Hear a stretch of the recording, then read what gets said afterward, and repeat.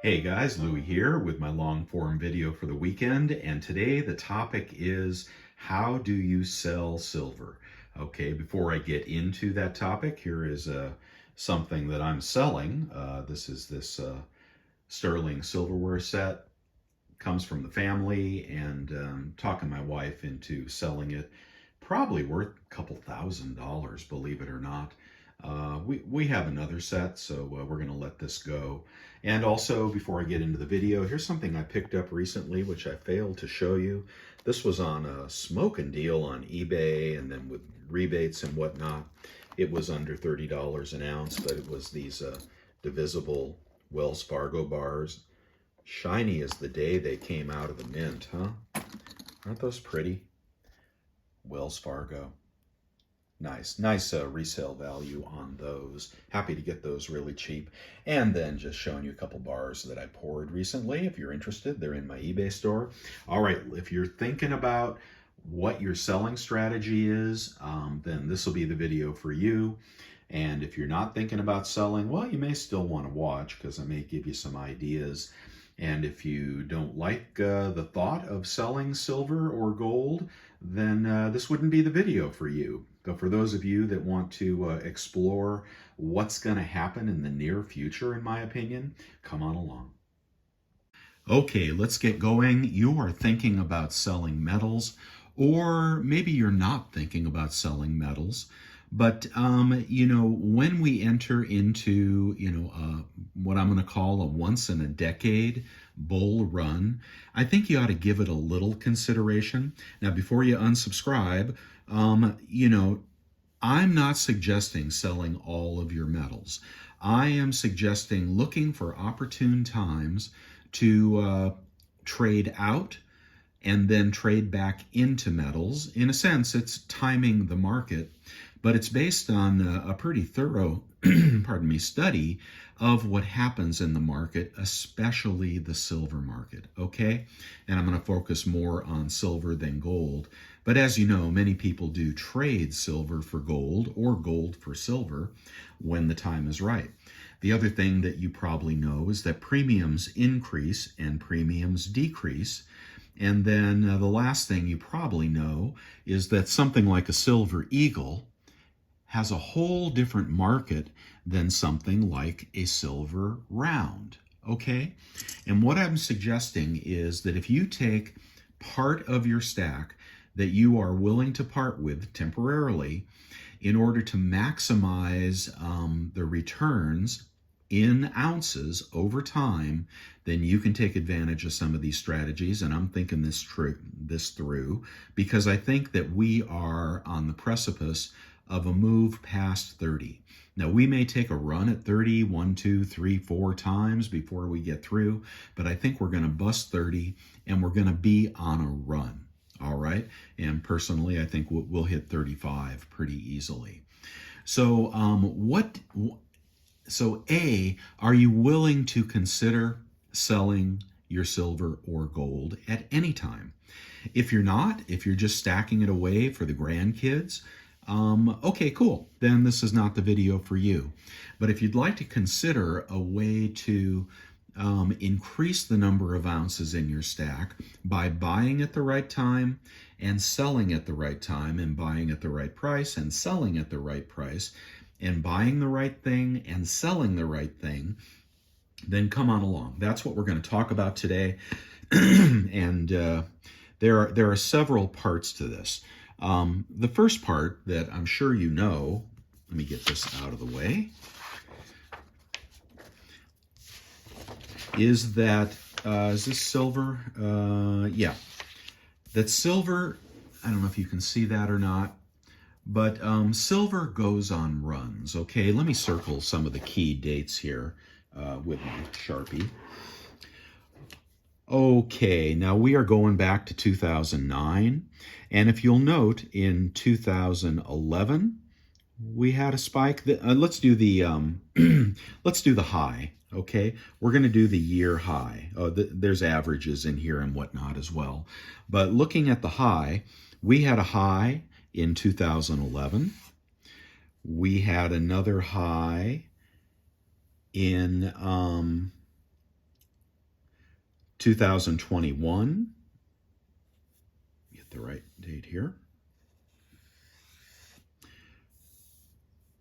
All right. So what happened in 2011 is silver hit $50. As you know, the world was falling apart as a result of the great financial crisis. And then after that, it spent 1, 2, 3, 4, 5, 6, 7, 8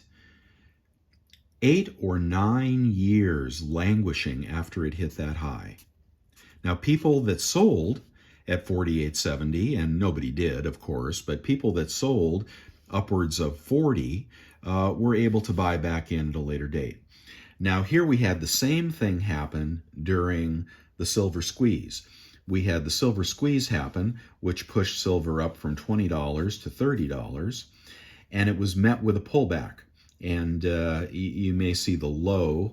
It went from $30, and then the low, I think, was around 22. Seems like it went a little bit lower.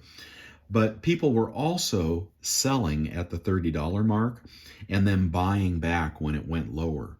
But not just that. The other thing, so you'll have to grant me that silver is very volatile. And if you're one of the people that held it when it was 50 and never sold it again, then you probably think silver sucks. Or even if you bought it at 32, you probably think silver sucks, because we're not even quite back to 32 yet. And if you got involved in the silver squeeze and you were a victim of not only higher spot prices, but that's fair, right? Spot goes up and down, but higher premium prices, okay? This is what really, really got the guys that jumped in during the silver squeeze, because they paid higher spot prices and they paid higher premium prices. I'm going to review all of that right now. Now, at the same time, gold also made its run, and gold moves in different, it moves in the same general direction as silver, but it does not move at the same velocity as silver. And there were times when gold would have been the better buy, right? And there are times when silver would have been the better buy. And that's if you follow the GSR. But this is not so much about swapping silver for gold or gold for silver. This is about preparing for the next run. Okay, now you may think that run will be to 37, you may think it'll be to 32, maybe it'll only be to 30, and then we'll go back down to 25 for a year, or maybe, just maybe, we will come back up on another run, up above 30 to 35, maybe 40. I don't tend to think that we're gonna shoot 50 anytime soon. But I think you have to acknowledge that silver is in a bull run, and that things are moving around quite a bit. Now let me get back on track. The other thing that happens is that different types of silver move at different rates. So during the silver squeeze, for example, the premiums, let's see, what were the premiums on, I don't have it on this chart, but you know that the premiums on Silver Eagles went through the roof. That has something to do with the mint going on allocation mode at the same time that people were trying to buy up all the silver, and those premiums went up. They went up far faster than silver rounds. And I believe you should have 2 kinds and probably 3 kinds of silver in your stack. You ought to have Eagles, in my opinion, and you probably ought to have Constitutional, because it's the next best thing to an Eagle. And I would argue maybe a Maple is, but Constitutional also goes into FOMO. And you should have silver for the base of your stack. Now, there is a time to sell Eagles, all right? People that sold Eagles upwards of $48, when silver was under 30. Okay, that's when these premiums were escalating back in this chart over here, which comes from Gold Charts Us, goldchartsus.com. And what happens with the premiums on Eagles, they go through FOMO phases, and then they go out of favor with lower premiums. So what I'm suggesting is if Silver Eagles catch a FOMO phase, you ought to be trading out of your Silver Eagles. And right now they're 35, on eBay anyway. And maybe type 1s can be 40. And don't fall for all the type 1 hype where, there's a tracking device in the type 2, so therefore you should buy the type 1. I think the type 1 is prettier and more collectible, but let's say you get 40, and then there are times when it could go to 45, and there are times that it could go to 50, even though silver is at 30. Okay? And that premium would be consistent with the, I don't have the price on here, but 50, 60, 70, 80% premiums on Eagles. So what we want to watch is we want to watch the FOMO on Eagles. And this is all my opinion, and I would appreciate if you guys can share your opinions as well, especially if you lived through 2008 and you lived through, the times, and you were a stacker during the times when silver ran to 50 and then to 30, but mostly the time that it ran to 50, because I think we will make another shot at 50. But there's a time to sell your Eagles and a time to sell your generic.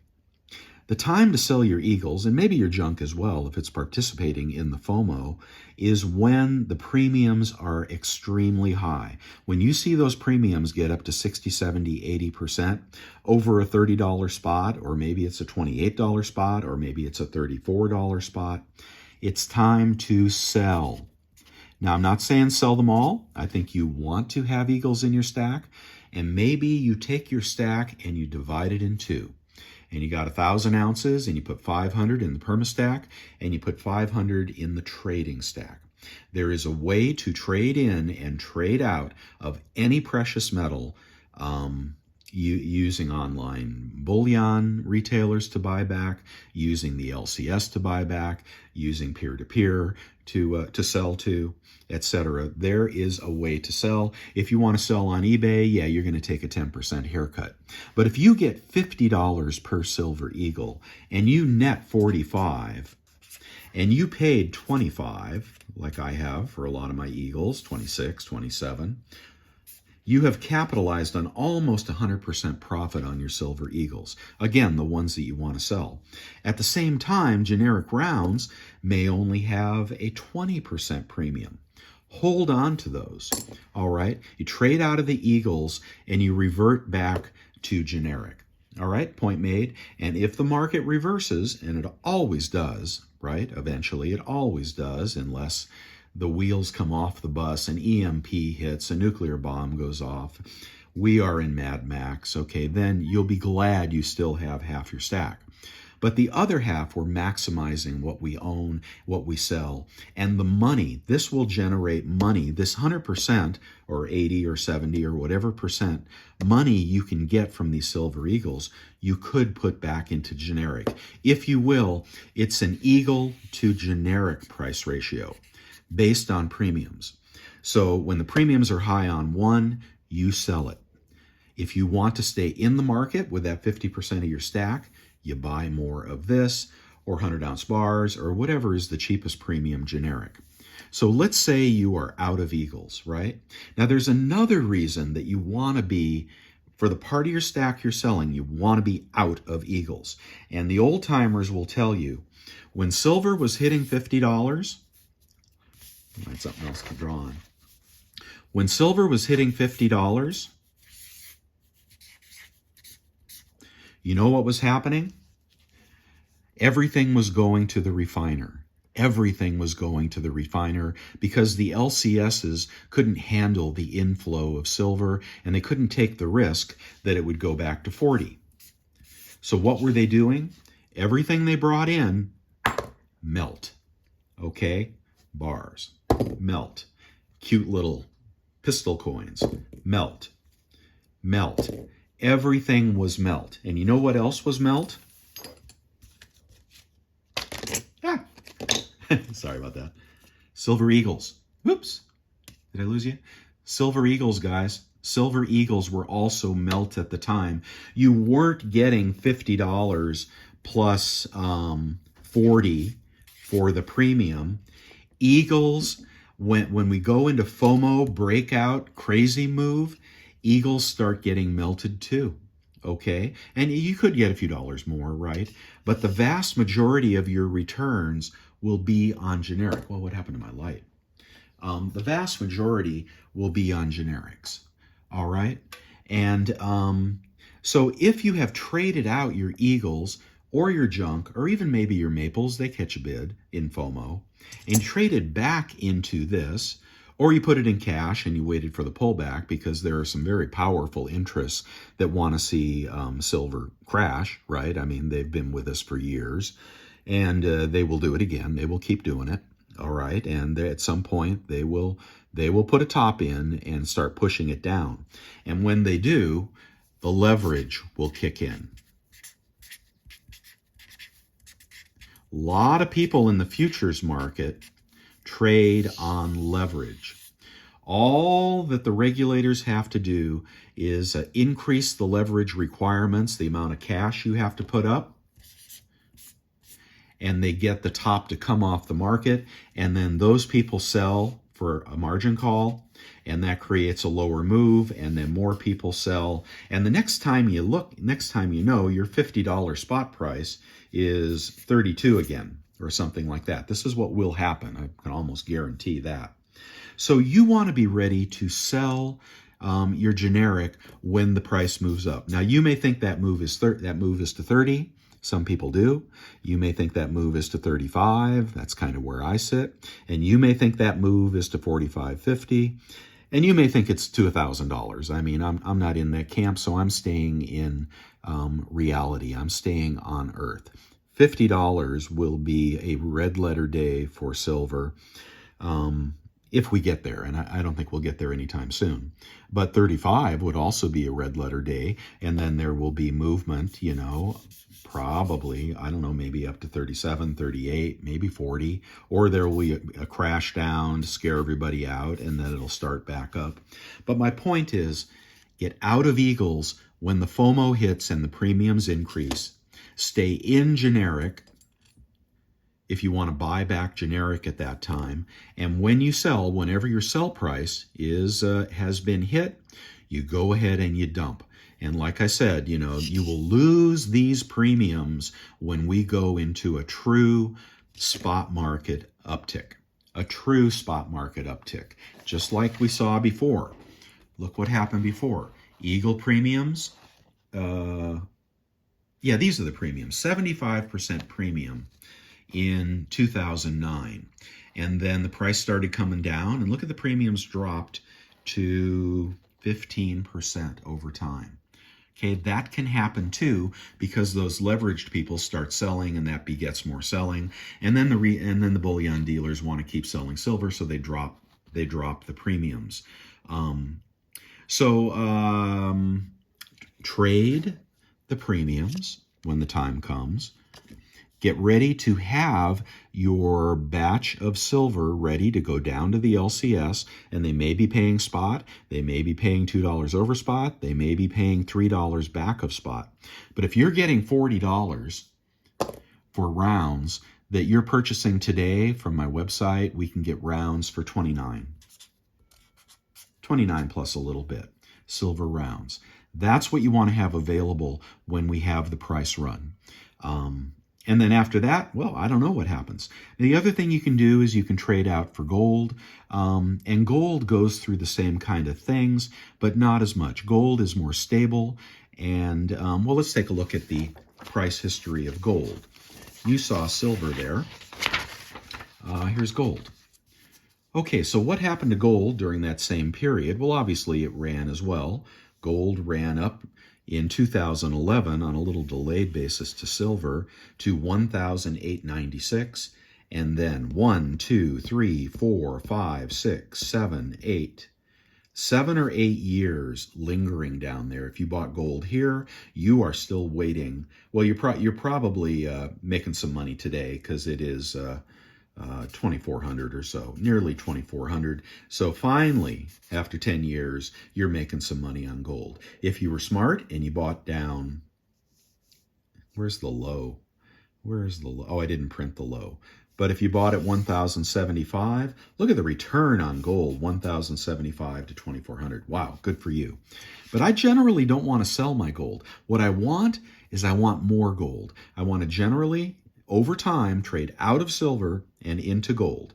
And some people disagree with that. But I do think gold, especially as you get older, is the better long-term, stable store of wealth. But you can be trading back between silver and gold. So when you sold those Eagles, well, let's say, was that around 2001? When you sold those Eagles around 2001, you could have jumped back into gold with that. I'm sure I don't know the ratio offhand, but you see, you beat the ratio. When you play the FOMO, you create your own GSR. And the GSR over a round may have been 80 or 90, but the GSR over an Eagle may have been 50 or 60. You see? So then you could trade back into gold if you want, and that's a long-term hold.